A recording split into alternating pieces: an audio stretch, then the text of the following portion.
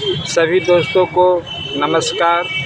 कैसे हैं आप सब भाई? हम तो ईश्वर से यही प्रार्थना करते हैं आप सब उनकी दया से खुश होंगे, मस्त होंगे, अच्छे होंगे।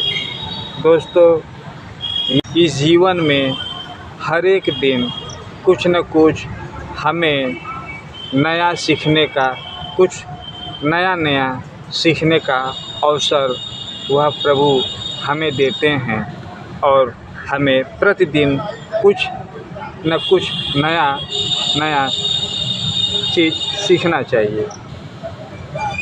चलिए एक कहानी शुरू करते हैं। एक बार एक किसान अपने किसी मित्र को गुस्से में आकर उसे भला बुरा शब्द कहा और आपस में दोनों के मनमुटाव हो गया। झगड़ा समाप्त हो जाने के बाद किसान के मन में बड़ा ही दुख हुआ। किसान का मन पछताने लगा कि मैंने ऐसा क्यों किया। उसका हृदय बहुत ही द्रवित हो गया। तो किसान बड़े भारी मन से एक संत के पास पहुंचा और संत से अपनी व्यथा बताई कि महाराज जी देखिए, हमसे ऐसा पाप हो गया, मैंने अपने मित्र को बुरा भला कहा।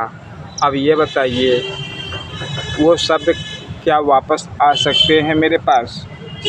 तो संत ने कहा कि मैं जैसा कहता हूँ क्या वैसा कर सकते हो? यदि कर सकते हो तो करो। तो उसने कहा ठीक है, आप बोलिए। तो संत ने कहा कि ऐसा है कि जाओ और पंख इकट्ठा करो और पंख इकट्ठा करने के बाद उन पंखों को किसी शहर में चौराहे पे रख के मेरे पास आना, तो मैं उपाय बताऊंगा। वह किसान बड़ा खुश हुआ और खुश होके वो पंख ढूंढने के लिए चल दिया। अब उसने जो है, किसान ने यहाँ से वहाँ से पंखों को इकट्ठा किया और उन पंखों को ले जाकर चौराहे पे रखाया। और फिर संत ने कहा कि कल चौराहे पे जिन पंखों को रखा था, जाओ उसे मेरे पास लेके आओ। वह किसान गया जहाँ पे वह किसान वो सारे पंखों को रख के आया था, उसी जगह पे वो गया। तो पंख तो ऐसे होते हैं कि वो हवा के झोंके से सारे यहाँ से वहाँ सब तितिर बितिर हो जाते हैं, उड़ जाते हैं। तो वह उन पंखों को इकट्ठा नहीं कर पाया और जो कुछ एक आध दो चार थे उसको मिला, वो लेके आया। तो संत ने समझाते हुए कहा, क्यों पंख ले आए? तो किसान बोलता है, जी नहीं, जो पंख थे सारे पंख यहाँ वहाँ सब तितर बितर हो गए और मैं नहीं ला पाया।